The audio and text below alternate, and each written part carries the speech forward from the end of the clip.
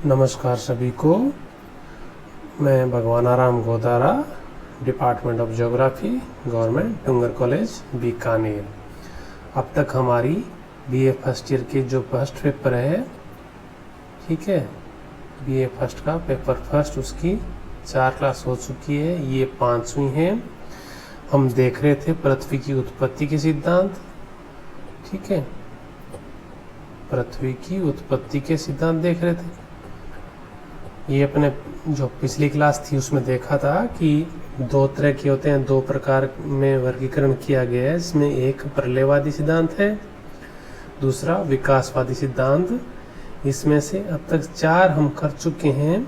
ये हमारा अंतिम टॉपिक है, इस टॉपिक का अंतिम भाग है, जिसमें हम देखेंगे 5वां सिद्धांत पृथ्वी की उत्पत्ति का। ये देखिए यहाँ पर अब तक जो हमने किया है उसका सारा विवरण है।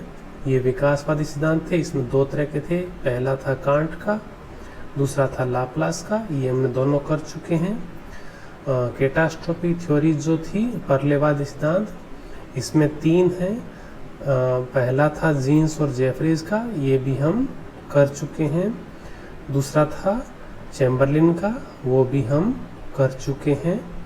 अब जो अगला सिद्धांत हमारे हैं वो ये है ओटो स्मिड का सिद्धांत, ठीक है। इसके अंदर क्या है, अब तक जो देखा था, हमने देखा था कि जो पहले वाले ये हैं, ये किससे बनते हैं, एक ही तारे से बनते हैं।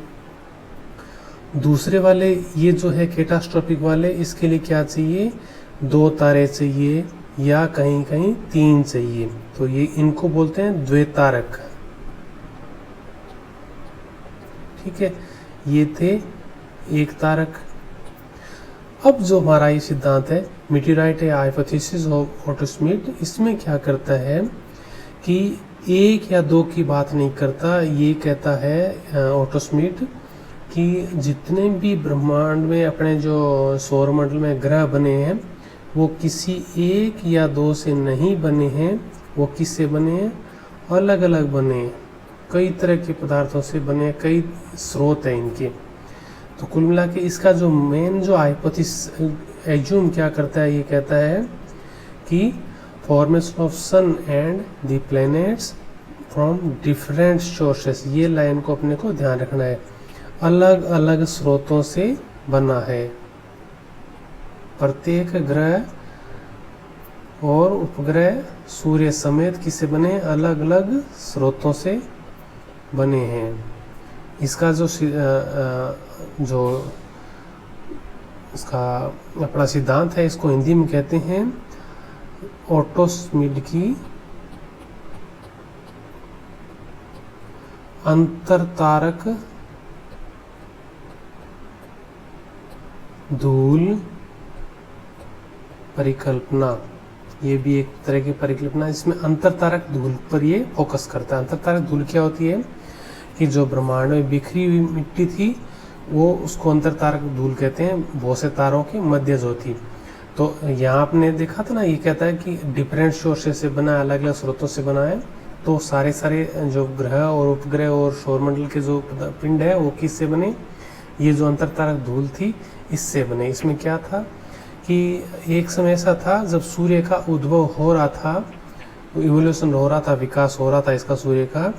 तो उसमें क्या हुआ, इसने आसपास जो गैस और धूल के जो बादल थे उसमें से कुछ पदार्थों को इसने अपनी तरफ खींच लिया, गुरुत्वाकर्षण के कारण, ठीक है। वो क्या हुआ, ये बाद में घूमते रहे सूर्य की चारों तरफ और कुछ सूर्य की तरफ गिरने लगे। जब ये सूर्य था और इस तरफ गिरने लगे, ऐसे गिरने लगे तो आपस में टकराए। ये टकरा के जो बारीक कण थे वो क्या होने लगे, फिर बड़े कणों में बदल गए, ऐसे एग्रीगेट से बन गए ना। रीडिस्ट्रीब्यूशन हुआ इसमें पदार्थों का, पूरे जो धूलिकण थे उनका रीडिस्ट्रीब्यूशन हुआ, पुनः वितरण हुआ। उससे क्या हुआ कि वो धीरे धीरे सूर्य के ऊपर ग्रेविटी कारण गिरने लग गए। इस गिरने की प्रक्रिया में क्या हुआ, बहुत सारे आपस में कोलाइड किए और आपस में टकराए। टकराने से क्या हुआ, एक्रिएटेड हो गए। एक्रिएटेड का मतलब है जब छोटा था तो आपस में टकरा के बहुत सारे मिलते मिलते मिलते मिलते बड़े हो गए, इस तरह से। तो इस तरह से बड़े होते होते इनके आकार में क्या हो गया, धीरे धीरे हो गया विस्तार, बड़े होंगे और इस तरह से क्या बन गए, ये ग्रह और उपग्रह बन गए। ठीक है। Accretion of larger and smaller particles led to the formation of larger aggregates. धीरे धीरे क्या होगा, ये इनके और बड़े एग्रीगेट्स बन गए, एक बड़े पिंड बन गए। These larger aggregates later formed planets from the original meteorite material। ये जो लार्जर एग्रीगेट्स थे, जो बड़े पिंड बन गए थे, इनसे क्या बना, फिर बाद में आगे चल के क्या बना, प्लैनेट्स बने। ठीक है। तो ये इसका जो मेन जो एज्यूम किया इसने, ये था कि एक जगह से नहीं बना है, इसका स्रोत कहाँ से है, अलग अलग है। सारे जो ग्रह थे वो क्या हुए, अलग अलग पदार्थों से बने हुए, एक पदार्थ से नहीं बने। और अलग अलग पदार्थ का स्रोत क्या था, अंतर तारक धूल। धूल को कैसे लिखेंगे, धूल, डस्ट। ठीक है।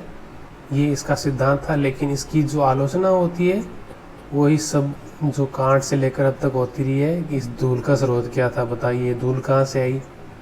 तो जो मूल पदार्थ है उसका स्रोत ये भी नहीं बता पाता है, ये इसकी एक आलोचना रहती है। तो ये यहाँ पर हमारे पृथ्वी की उत्पत्ति सिद्धांत जो थे वो सब के सब हो गए फिनिश।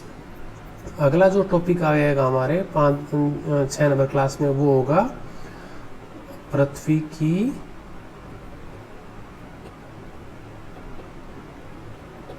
आंतरिक संरचना। वो काफ़ी लंबा टॉपिक है, उसको भी पढ़े 3 या 4 भाग में करेंगे। चलिए।